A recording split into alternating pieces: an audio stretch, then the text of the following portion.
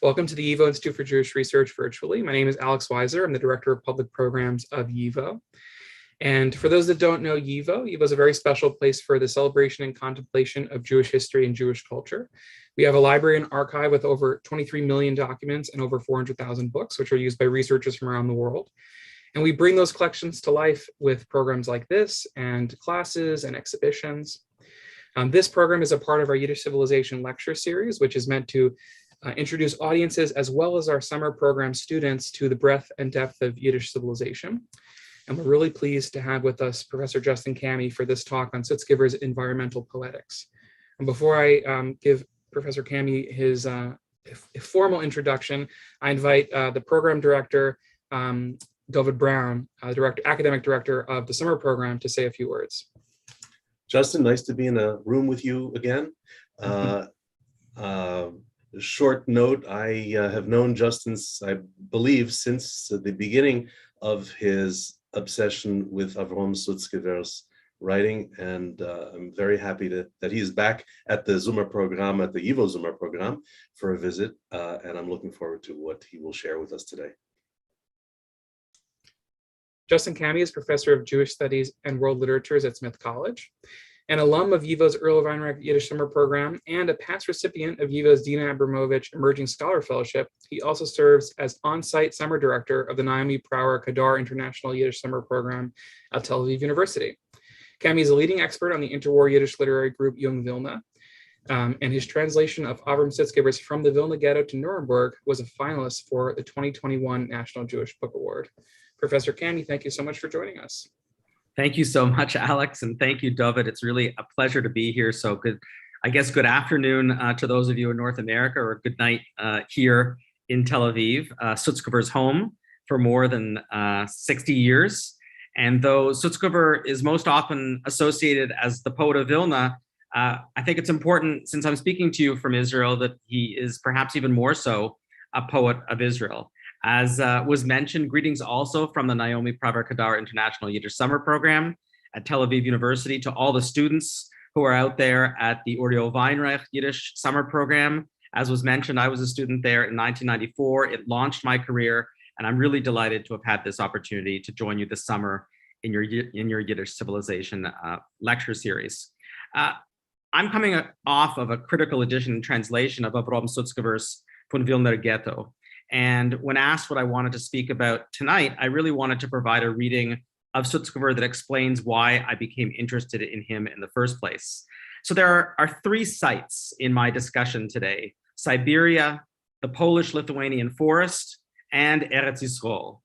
Despite the promise of the title of the talk, I don't plan today to address theory, though of course eco-poetry and the environmental humanities have provided me with a lot of scholarly frameworks for helping me think and then rethink my readings of Sutzkever. It's worth mentioning, I suppose, that the growing interest in eco-poetics is much more concerned with the relationship between ecology and present environmental challenges and with the effects of humanity on the environment than what I'm going to talk about tonight.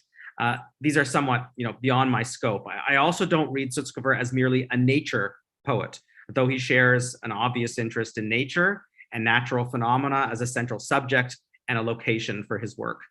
Rather, I really want to explore Sutzkever's environmental sensibility and propose that his engagement with natural environments provides a symbolic language for the creative act itself, functioning as a highly individualized form of spiritual communion that provided Yiddish poetry at a moment it was under the most pressure with the language to reach beyond its immediate social and political contexts.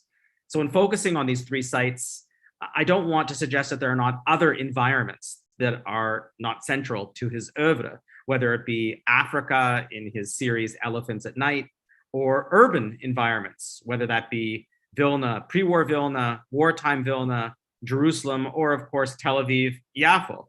But my interest today is really to move our thinking about Yiddish poetry beyond its more common urban confines and to move Sutzkever beyond his more common associations with Churban Litvatul.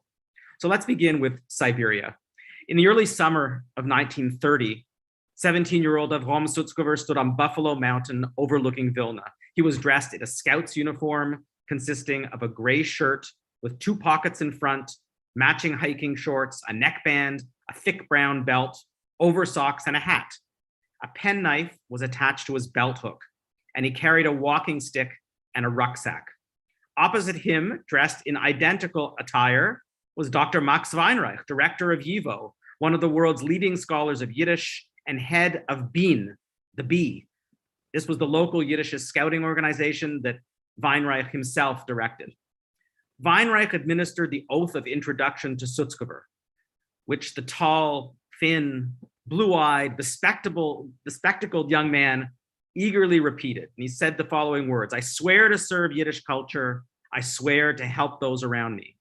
Neither Weinreich nor Sutzkever would have predicted or could have predicted the sincerity with which the young man uttered these words. Weinreich, leader of the local intellectual establishment, was conferring upon Vilna's next generation a cultural responsibility that Sutzkever would ultimately come to treat as his life's mission.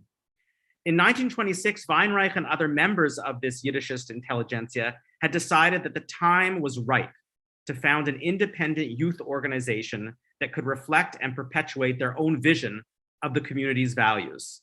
Conversations between students at the Vilna Yiddish Teachers Seminary and educators from the Vilna Education Committee and Weinreich himself led to the establishment of an unaffiliated local scouting organization in Yiddish, in which cultural activity, individual self-development, community service, and pride of place would take precedence over partisan politics.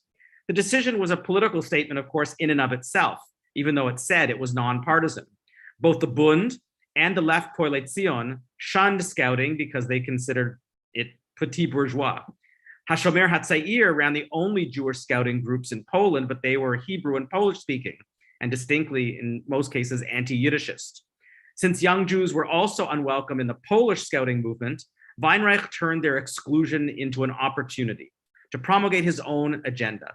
The result was BEAN, this organization that combined the practical lessons of the international scouting movement, the romantic imperative of close contact with the soil, and the cultural conditions necessary for young Jews to experience all aspects of human experience in their native tongue.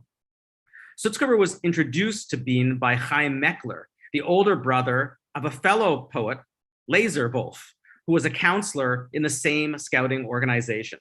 Chaim anticipated that Sutzkever would thrive in the camaraderie of the movement.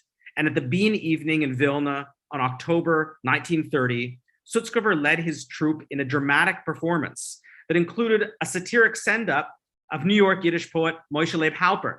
He donned a long coat and a top hat and makeup, playing the role of Moshe Leib himself. The impersonation was a hit. The following summer, he was the spirit of the entire community at a summer camp located on a pastoral farm.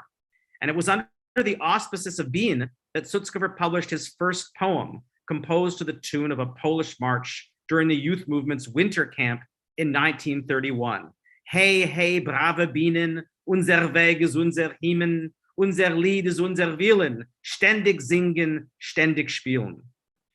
BEAN's activities in camps brought Sutzkever into direct contact with the forests, the rivers, the lakes of the Vilna region. He learned to pay attention to the nuances and the sounds and the colors of the fields and forests as mirrors of his own developing artistic sensibilities.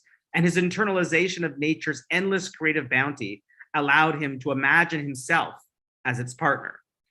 BEAN also provided a natural environment for discussion of modern Yiddish literature. Teachers from the Yiddish secular school system were a constant presence at the Scouts' gatherings. Sutzkever came under the spell of several individuals for whom Yiddish culture was at the very core of their national identity. First and foremost, of course, Weinreich himself. His dual roles as the director of the leading Yiddish research institute in the world and as head of the local Yiddishist youth scouting organization showed how one could synthesize, how one had to synthesize both scholarly and populist commitments by setting the highest standards for and expectations in both. In BEAN, Sutzkever also met Michoel or Mickey Chernichov, who later assumed the pen name Astor, son of the prominent attorney and community activist Yosef Chernichov. Though Sutzkever was several years older than the precious and the precocious Astor, both served in the same unit as BEAN, for a brief time. And the Chernichov home was famous for its books. The parents noticed Sutzkever's special interest in landscapes from the outset. When Mickey's scouting group came over to celebrate his 14th birthday, Sutzkever tagged along, though he kept turning around to study a reproduction of a country scene hanging on the wall. "This one is different," Mickey's mother commented. "He has the soul of an artist." In 1932, Sutzkever spent an entire summer at the Chernichov dacha in Volokumpia, 6 kilometers north of Vilna. In the mornings, the boys would walk to the forest and swim in the river, and that time spent in the country was one of growing introspection and self-awareness for Sutzkever. As Astor recalled, "I've never seen nature have such an effect on another human being." After lunch, they would read, or often write, or read Pushkin out loud. When a coup against Max Weinreich pushed him out of Wien in 1931, Sutzkever was initiated into the politics of the Jewish street. He briefly experimented by siding with the activist spirit of his peers, but it ran counter to his intuition that too much attention to temporal matters, particularly political intrigues, would contaminate his aesthetic development.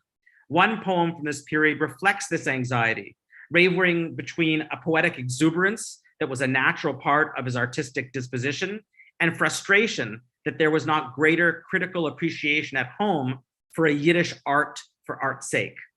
In this very early poem from 1934, called My Poem, A Plowshare, he exposes his awareness that he would have to work really hard to overturn the thick political crust that had hardened over the local literary soil in order to make his voice heard. "Cut deeply, my song," he writes, "boldly and daringly, break through the rough earth, encourage, inspire, and in the colors of a clear, dewy dawn, brightly soar. There I will find myself." Though Sutzkever might not have been entirely conscious of it at the moment, in this early lyric, he had already developed a literary posture that would define the rest of his career, resolving to serve his readers poetically rather than politically, by crafting lyrics that celebrated existence and transcended the petty realities of daily life. In 1933, then 20-year-old Sutzkever traveled to Warsaw in an attempt to introduce himself to the literary powers that be there. He carried with him back from Warsaw a specially hewn wooden case containing all the poems he had composed while he was away. It was his own metaphor for his work as precious cargo, akin to Noah's Ark navigating a stormy sea. And though the trip was a professional disappointment insofar as very few publishers were interested in his work, back at home, the editor of the Vilner Tug, Zalman Raisin, finally agreed to publish another poem of his, May Rains, an impressionistic reflection on the spring season. Unter Regens Maike, auf bliedige Streckes, Fachtog, es quält die Läuterkeit mit die Menten im Sun. Under May rains in shimmering distances, dawn, clarity springs up with a diamond sun. The rosy earth sings of bright revelation, and great joy escapes from every pebble and blade of grass. I don't know who put me here in these fields, who abandoned me. I don't know how I got here. Where am I from? Where am I going? But it occurs to me that the rains gave birth to me, like the golden lilac and ebullient green. I bathe in the sunshine, in sprinkling rain. The juiciness of the wind rustles through my veins. I burst out free and uncontrollably into shimmering distances, and I sing out a hymn to a life that dawns. So here we see ecstasy, light, color, nature's fullness. These were to become Sutzkever's signature poetic motifs. The poem speaker sees himself as a child of the cool spring rain and winds. He finds a metaphor for his own poetic birth in the seasonal blossoming of the local Lithuanian landscape. Each noun, an adjective, and verb contributes to the poem's joyous sensory overload. But perhaps even more importantly, Sutzkever frees the reader from the association of May with a celebration of workers and reclaims it for a songful celebration of nature's rebirth in spring. The speaker's disorientation gradually gives way to a modernist liberation as he suddenly finds himself hefgerdig, literary recklessly or abandoned in nature, bursting free from all borders and all directions in order to sing a song of praise to the joy of existence.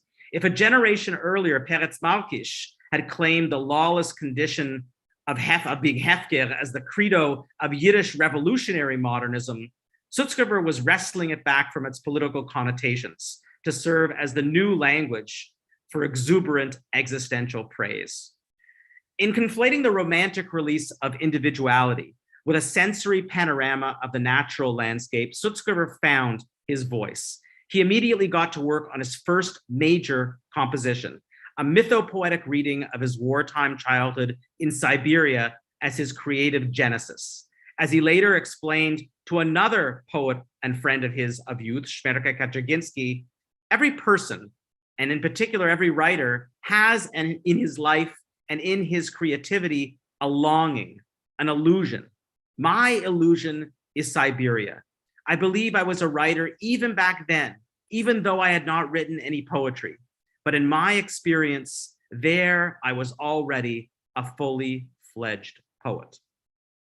Sutzkever divided the poetic sequence that would eventually come to be known as Sibir, but at that time had a different name, into 17 poems, subdivided into 36 individual sonnets. One half sonnet was included right in the center of the work at the precise moment when the speaker is sort of liberated from being the child of his father because his father dies into now becoming his own person.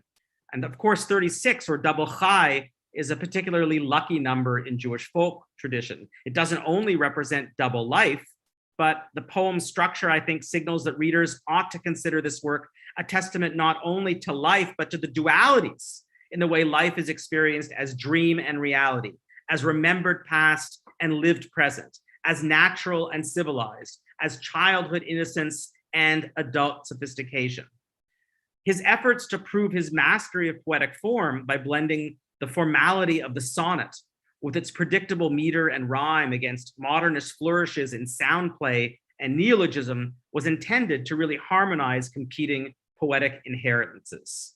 So this cycle that perhaps some of us now know as Sibir was originally titled Stern in Schnee, or Stars in the Snow.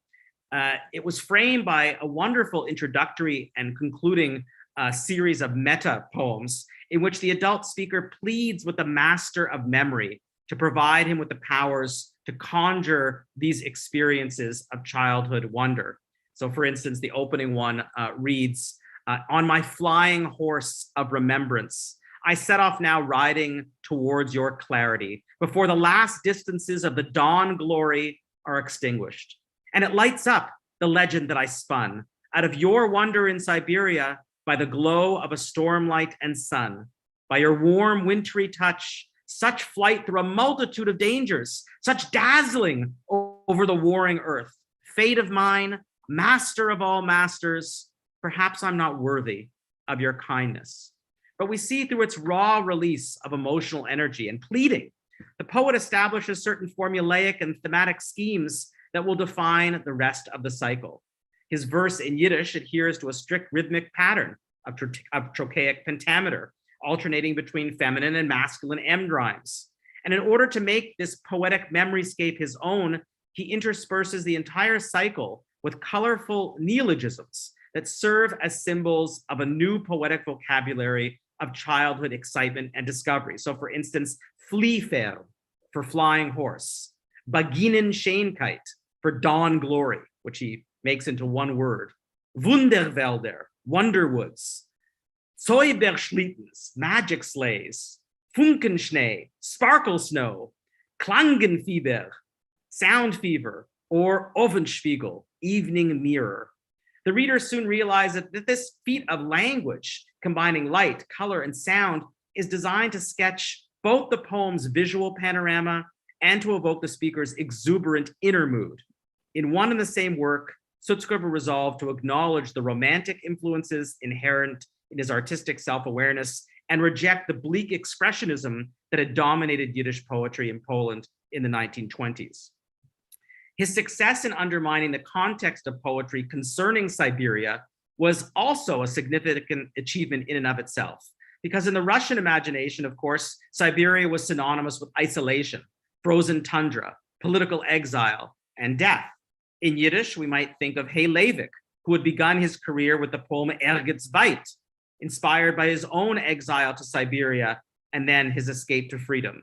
Sutzkever was aware that readers would make this connection and tried to capitalize on it by writing to Leivik and asking him to contribute an introduction to the work. But Stern and Schnee really challenged the very idea of Siberia presented by Russian literature and by Leivik's verse by asking readers to disregard all preconceptions. As Shin Tenenbaum remarked in his review of the poem, "This is the first time that I read the rhythm of Siberia without the clanging of chains and sighs of agony." Indeed, for Sutzkever, the white snow of Siberia would serve as a metaphor for the thrill and possibility of poetic invention, almost like a blank page of possibility. And since he sought to challenge the association of Siberia with exile and punishment, he would craft a world in which his speaker was entirely at home in the pristine expanses and in which nature functioned as an equal partner in creation. On the diamond blue snow, he writes in another part of the poem, "I write with the wind as with a pen, soaked through am I with the moistness of a dream. I've never witnessed such clarity, which grips all the lonely shadows of consciousness. Like a sleigh draped with longing bells, my life thin and long glides here over the steppes, into which in night reflection, the moon presses up her frozen nose, a golden wing and a band of stars around her head." So I think that one would be hard pressed to find in contemporaneous Yiddish verse something that is as exuberant in its language, in its imagery, in its mood, from its interplay of color and light to its series of evocative metaphors. And by the time we come really to the end of this snow-packed work, we realize in Sutzkever that each individual flake, and he writes this, is a letter. Take it and read it. This attests to another feature of Sutzkever's poetic oeuvre, his interest in the unique role of even the most individual, even the smallest of natural phenomena that play a role in a broader mystical whole. Eternity and silence, things that cannot be grasped, define this poetry of early existence. In Sutzkever, the ineffable is sated with substantiveness. So the argument that I'm making here is that in contrast to the effects of war and revolution that are the product of European civilization, that is the reason the Sutzkever family found themselves in Siberia and the reason Sutzkever found himself there as a young boy, he also found there local Kyrgyz native peoples, and particularly a friend Changuri, as another type of important symbol of a life impulse and creative abandon that is the result of his sense of at-homeness in and on the land. They represent a pre-Jewish existence that is joyously at one with nature and serve as an early initiation into the neo-pantheism that would later find expression in Sutzkever's work. So I want to move here to the second of the sites that I suggested we would look at to make sure that we have the opportunity to look at all of them. That would be in a book that's published in 1940 called Valdix. So in a letter that Sutzkever writes in the late winter of 1939 on the occasion of Arnglanz Lealis's 50th birthday, Sutzkever revealed what he found most persuasive in his mentor's writing.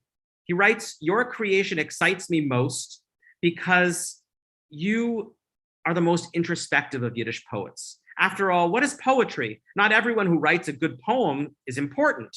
If poetry is the shaping of inner chaos, then from the perspective of art, it's terribly important who the shaper is and what he permits us to hear.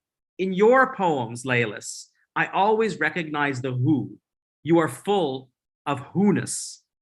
This observation, I think, reveals as much about Sutzkever's own poetic self-image as it does about Leilis. At a time when his colleagues in Poland were fretting over the grim geopolitical situation, Sutzkever was at work on this new volume of nature poems and philosophical lyrics that, in deliberate subversion of social reality, sought to communicate a sense of existential oneness with the universe and exuberance. In this period, only a poet with an essential life impulse would dare to write lines such as, now I'm quoting, "In everything I come upon a splinter of infinity," or "Every moment without a hymn is a shame to me," or "There is no hatred here, none, none. There is only love. There is no fear, none, none. All the dead live, the dead are alive."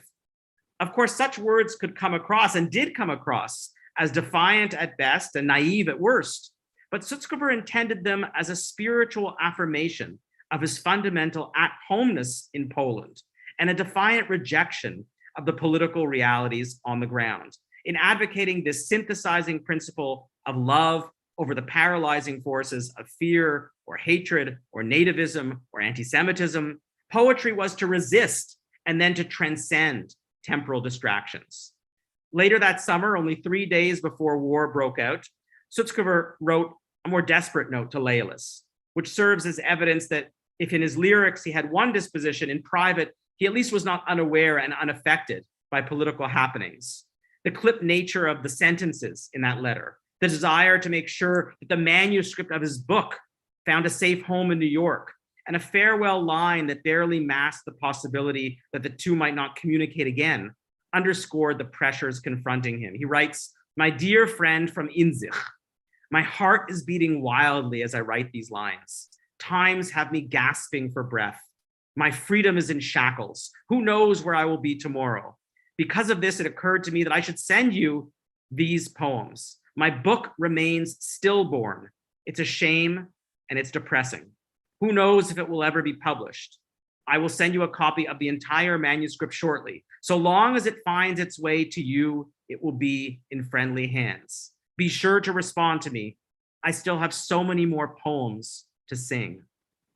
The volume that would come out in 1940, Valdix, there's no real translation for that. Some have translated as Woodlore, others have translated as Of the Forest, was the final volume to appear in the book series published by Jung Vilna, this youthful, this literary group that Sutzkever was a member of in the 1930s in Vilna.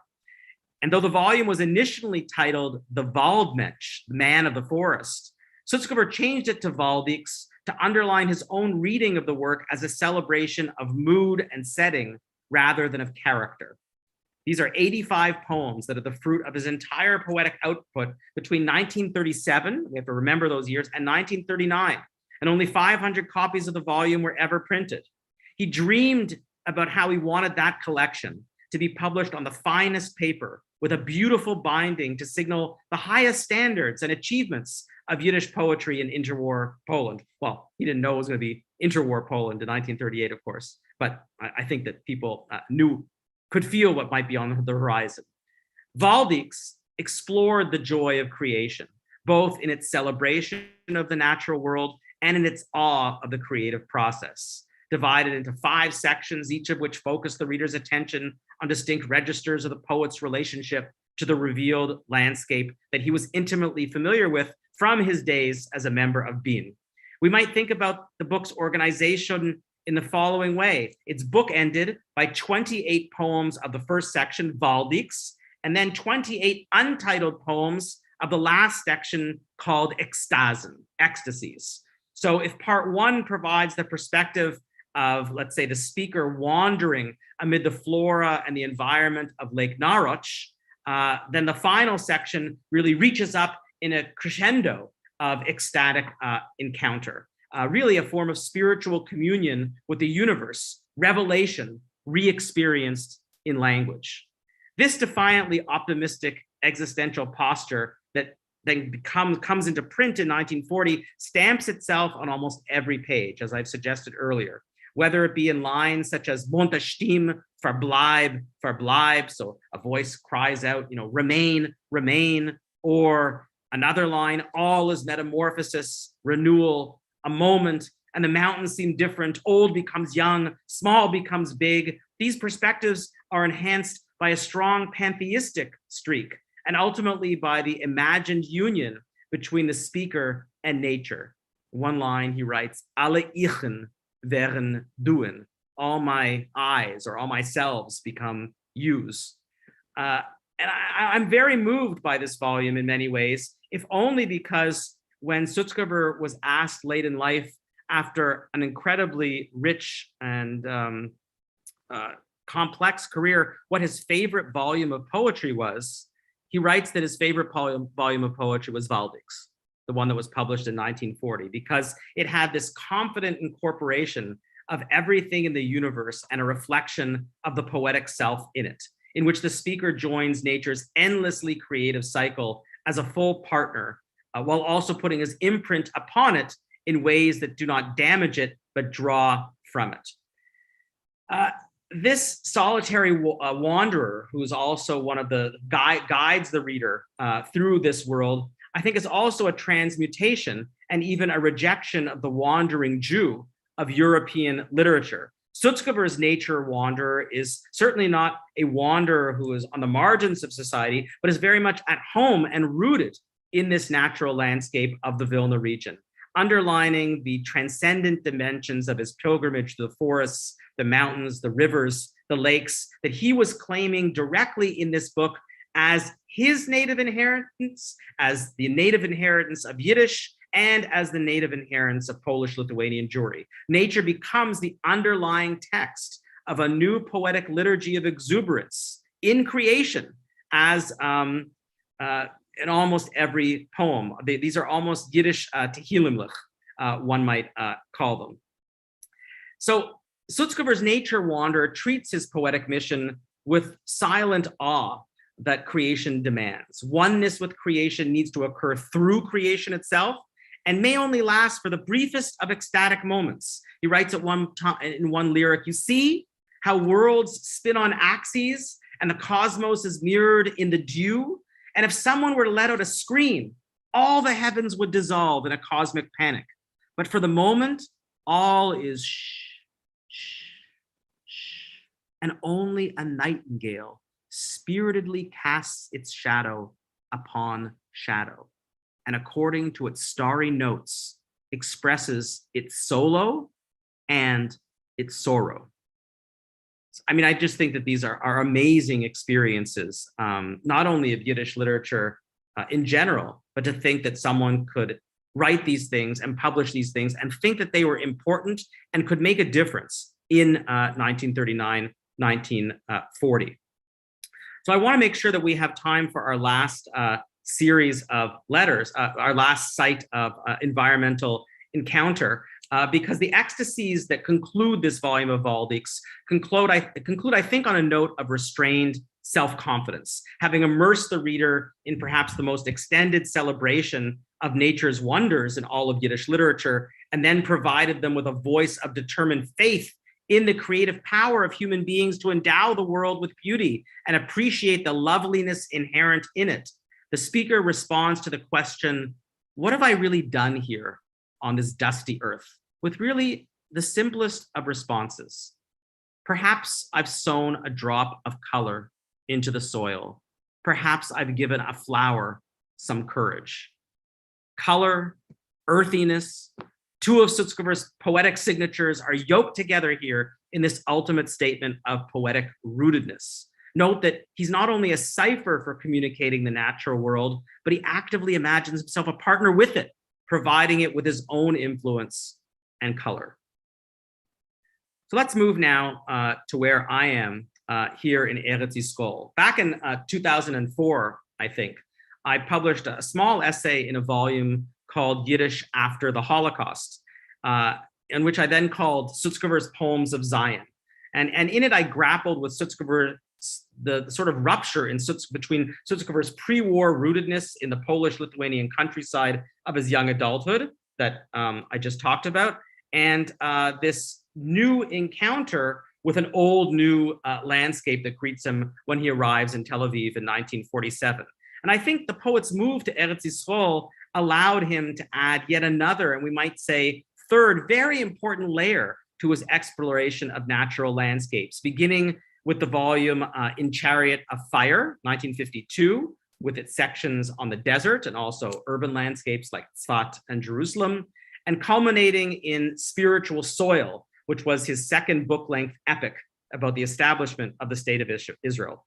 My essay appeared in the same year as Yael Chaver's study, What Must Be Forgotten, The Survival of Yiddish in Zionist Palestine, which has since been followed by Rachel Rojansky's Yiddish in Israel, and very recently, Gali Drucker-Barham's Hebrew work, I Am Your Dust, Israel in Yiddish Literature.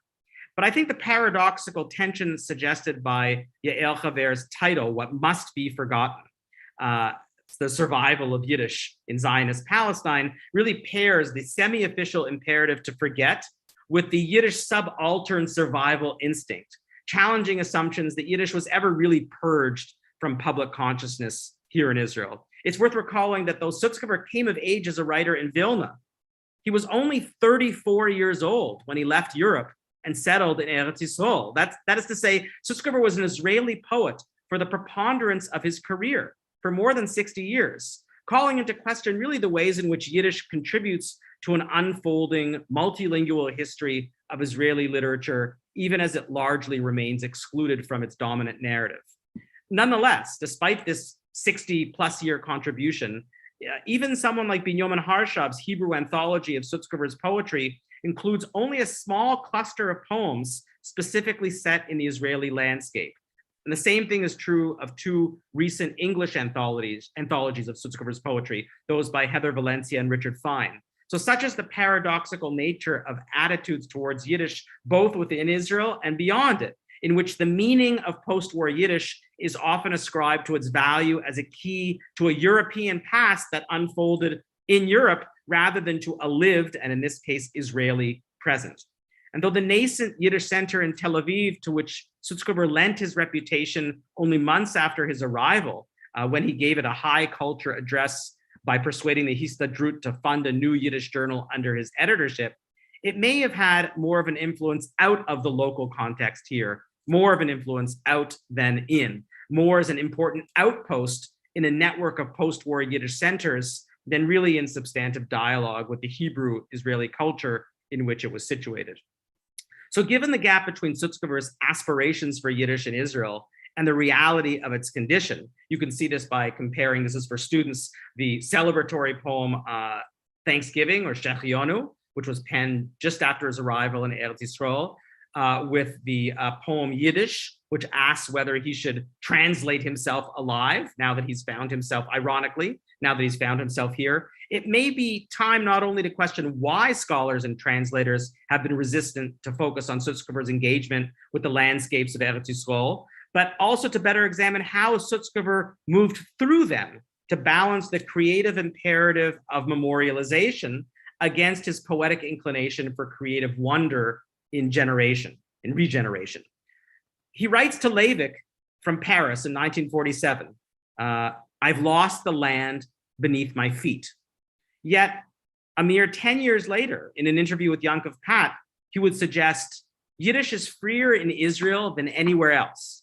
I'll repeat that line. Yiddish is freer in Israel than it is anywhere else. This land of secrets reveals itself to the Yiddish word. If the destruction was sung about in Yiddish, so too must our revival. I saw in Jerusalem how Jews erected ladders on their roofs to be able to catch a glimpse of the Western Wall. We writers, we Yiddish writers, must build such ladders out of poetry. And this is, an amazing line to think about. We must not assimilate into Israel. We must assimilate Israel into ourselves. One of my first days in Israel, I traveled to the Western Galil. An entire stream was covered with red oleander buds from nearby trees. When I approached the water, a type of deer jumped out. At that moment, my mood was transformed. I was able to see again, my tongue filled with Genesis sounds. So Sutzkever's encounter with the land of Israel might be seen as his third major naturescape of wonder, akin to the Siberian lyrics of childhood of 1936 and to the ecstasies of Valdix of 1940. Among the earliest poems published in his new home are those of the cycle Eretz Yisrael Erd, published in the journal Unzers in 1949, which are then included in his first volume of poems composed entirely in Tel Aviv, called In Feierwogen, 1952. Here, his environmental consciousness seems less interested in new Zionist spaces. That is, he doesn't write about Tel Aviv or the kibbutz in this volume, than in landscapes that draw him back into Jewish history or into the desert. And by encountering the sources of the collective self, he lays the groundwork for an integrated path forward, something that undertakes the kind of Landkenntnis program that he was familiar with from his Polish youth. Only by walking the land and observing its sounds and colors would it belong to Yiddish and Yiddish to it. So I think that as we move towards the end of this chat, one of the things that we might want to think about is the ways in which Sutzkever manages to shift landscapes throughout his career, but preserve mood and preserve an interest in color. If he starts out with the color white in Siberia and then moves to the leitmotif of green, not only in Valdix, but also in his memorial volume of Grüner Aquarium, then by the time he comes to Eretz Yisrael, all of these colors mix together and form new colors that he encounters. Israel speaks through Sutzkever on the highest spiritual and artistic levels, as he suggests in the poem In Vadi Firan from the collection Oasis. He writes, here lives a language that does not need lips, right? So here needs a language that does not need lips. So by the time he writes and publishes this epic poem, Geistige Erde, about a journey to the land of Israel in 1961, he really picks up where his Churban epic of Geheimstadt leaves off, with the realization of the journey of survivors to Eretz Yisrael. And if the environmental poetics of Sibir and Valdix were individual, I think that by the time he comes here, its consciousness becomes a little bit more communal, because its speaker, the speaker of this epic poem, lays awake on one of his first nights in the land, and he catches sight of a fig tree in the moonlight. And he writes, such a tree deserves a song, deserves a hymn from me. A fig tree? Is it the tree of life, the tree of creation, rich with the leafage of a new generation? So we see here, through this contact with just a single tree of his new home, on one of the first nights that he's here, his vision is re-emboldened. It becomes a form of homecoming and rediscovery. It's as if he struggles to find a new language to express experience. And as he does so, his advocacy for Yiddish here becomes increasingly defiant. He writes, I search for the colors. My pencil is teary, only to move on and say, I come from the city of slaughter to you, poet of city of slaughter. Of course, he's referring to Bialik. And though my sun was extinguished over there, the enemy could not annihilate the one thing that lives without a body, my language. In Eretz Yisrael, I want to argue that Sutzkever boldly adopts a metaphysics of Yiddish itself. So I think we'll pause there, and I'm very, very happy to answer any questions that audience members or panelists may have. Turn it back to Alex. Wonderful, Justin. Thank you so much. This has been a fascinating talk so far. We've got a bunch of questions, and I'll just remind everyone that if you have questions that you'd like answered, please jot them down in the Q&A function. One viewer asks, what relationship, if any, is there between Sutzkever's neo-pantheism and Spinoza's pantheism? That's a great question. It's late at night, so now you're actually going to make me think on the spot, right? Well, I think one of the things, I think that Sutzkever's neo-pantheism is really neo. I don't think he actually believes in it as a system of belief, as a system of faith. I think he uses it as a poetic tool in order to get to a certain spiritual destination that he's looking towards. Whereas Spinoza, I'm just not as familiar with that, so I don't want to comment or even risk sounding silly by moving beyond that. But of course, there are other Yiddish poets who are much more interested in Spinoza and write about Spinoza intensively than Sutzkever. He's not a Spinozist in that sense. Another viewer asks, I'm curious, how would you define landscape and nature when it comes to Sutzkever's poetry? Do you see a difference between these two terms? I think that they can be used, it depends on the poem. I think that his landscapes and his peoplescapes, we can put both of those together, include naturescapes, but aren't limited to them. So when I think of Sutzkever's landscapes, they can include cityscapes. And I think some of his most amazing poems are when he writes about Vilna, not only in the pre-war years, but especially in the immediate post-war years. So I would call those landscapes, but landscapes that include urban built environments as well. Whereas his nature poems, or his poems set in nature, I think are of a different variety. But I think that in the way, I'm not being as crystalline in creating those borders as perhaps a scholar who really wanted to define the difference between the two of them might. You spoke a lot about the difference between Sutzkever and other contemporaneous Yiddish poets. I wonder if you could reflect briefly on how Sutzkever's poetry fits in with writers in other languages from that time. Well, I think that one of the things that's fast. Well, let's go in a different direction. We know from his experience as a member of Jung Vilna that he was the anomaly in that group, right? He was rejected from that group when he first applied. That is, the group had a distinctly leftist political, if not politicized, commitment, and Sutzkever's desire to not write about those things made him, on the outs with the group. And even later in life, he said, yes, I was a member of Jung Vilna, but really I felt myself to be a member of the Inzichisten in New York. And we have, Yivo has an amazing series of letters in which Sutzkever writes over and over to loyalists, and they're sort of confessions of really how much he feels himself to be an introspectivist poet rather than a member of Jung Vilna. But I'd say that the poets that he felt himself most akin to are the Polish Romantic poets. So they're not contemporary of his. But I think there's also an interesting comparison to be made with the poets of the Zagari movement, which was another movement of young Polish poets in Vilna that functioned only a few blocks away. Miłosz was a member of that group. They didn't know themselves. They only knew of each other, and maybe they had one or two sort of interactions. But ultimately, when you read the works of each of them together, they're responding to not only the same political environment, but also to the same city environment. And it's fascinating to see how these two things work together. Later in life, he became very interested in French symbolist poetry, and that had an influence, I think, on the poetry of his later years, especially of the 50s and 60s. Fascinating. Some viewers have made connections to American and English Romantic poets. Sure.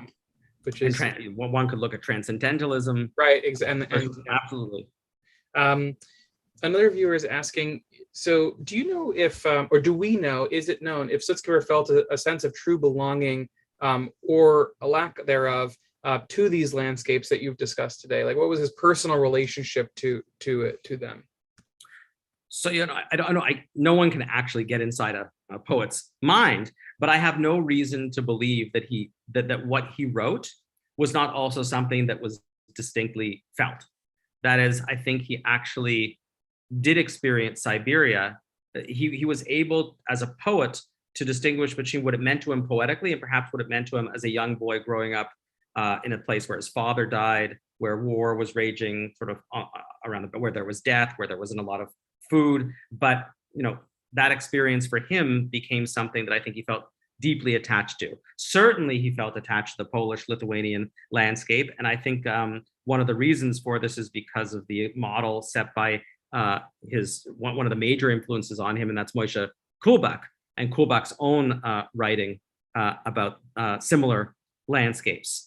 And I think that there's no reason to assume that Sutzkever's experience here in Israel was any less profoundly felt or experienced. So I think this is the type of person who, when he was in a space, either had to make it his own in order, because he drew so much of his poetic imperative from these environmental inspirations that to be in a place that didn't have that, I can't imagine him staying there.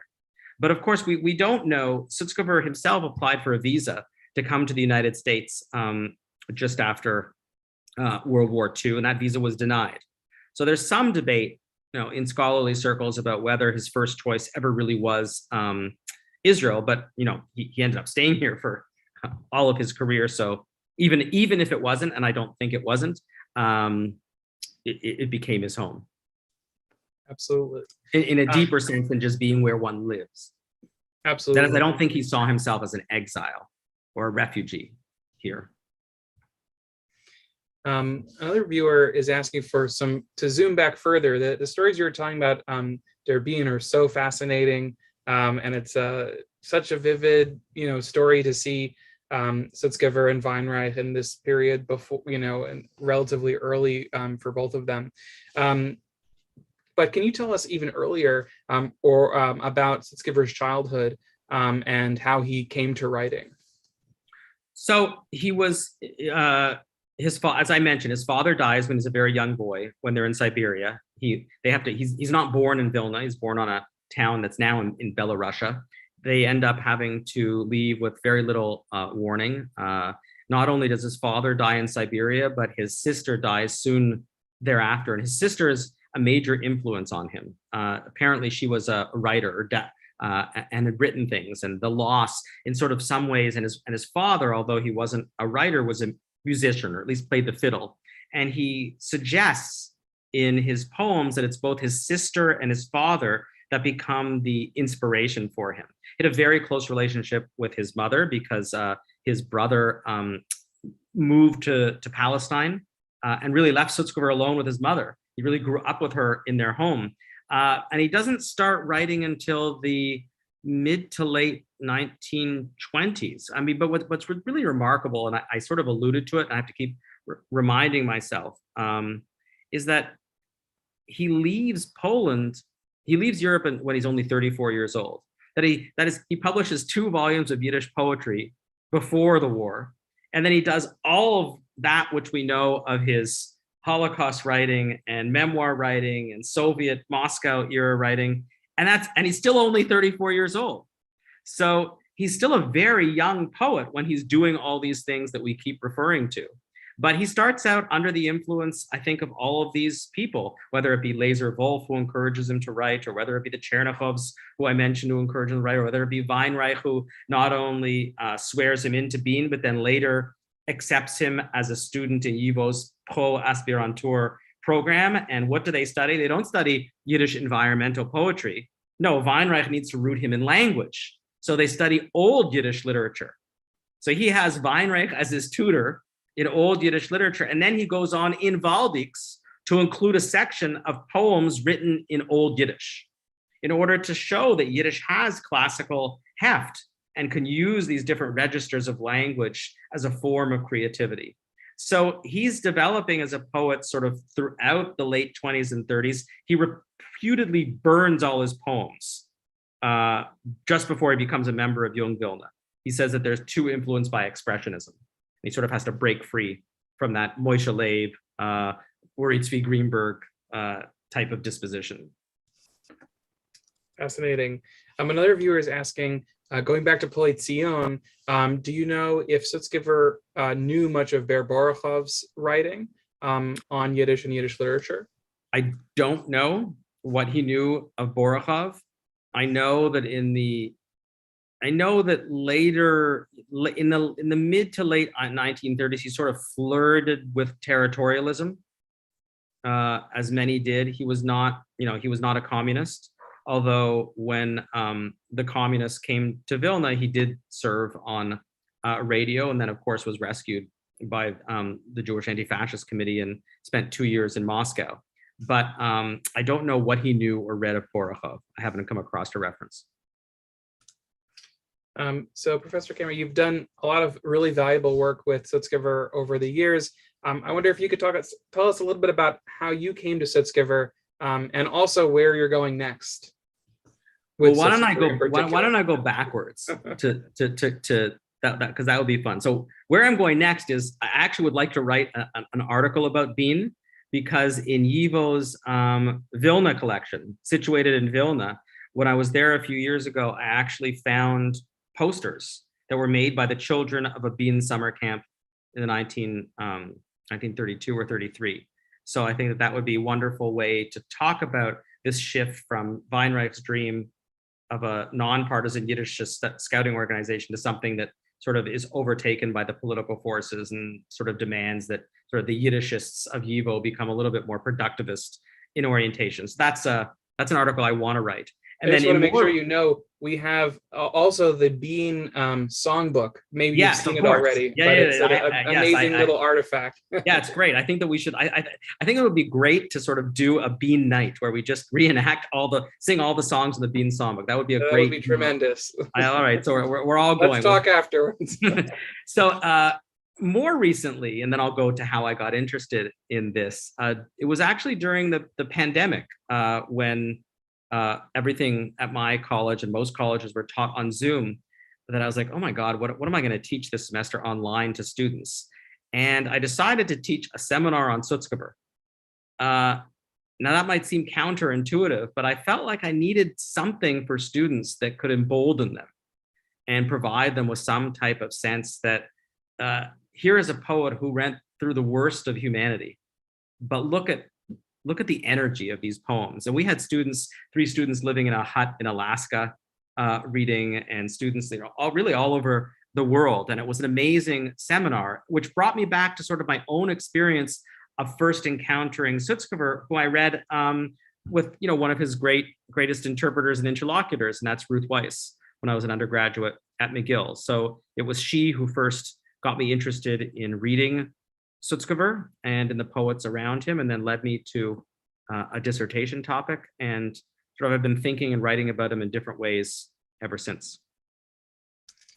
So I think you've really opened up a world for our viewers today. We're very grateful. And perhaps a good final question to end on is would you recommend English readers in particular read Sutzkever in translation and also bilingual editions? What are your recommendations? Oh my God. Well, there's an embarrassment of riches these days, because we not only have one documentary film, but now two documentary films, one done in Israel and one produced by my own student at the Yiddish Book Center. So those which we'll be doing at YIVO in person.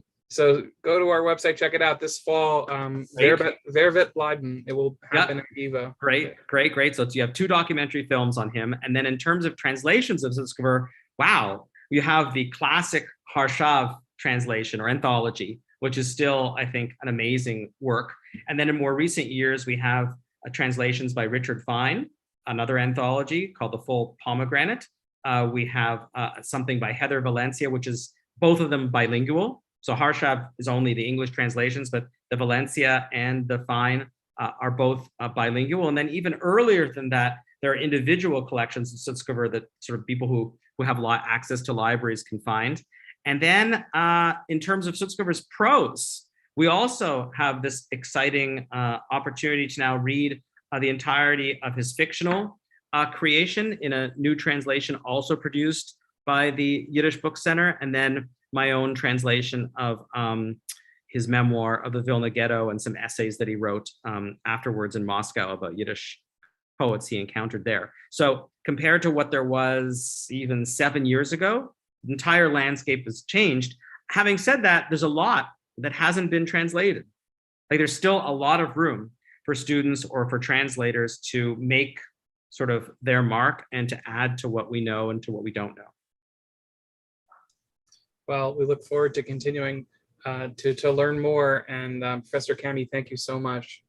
Thank you so much for this invitation. I have to say, coming back to YIVO is always excited, and I hope that your students have a really wonderful remaining couple of weeks in the program, and that they learn and contribute great things. Much appreciated.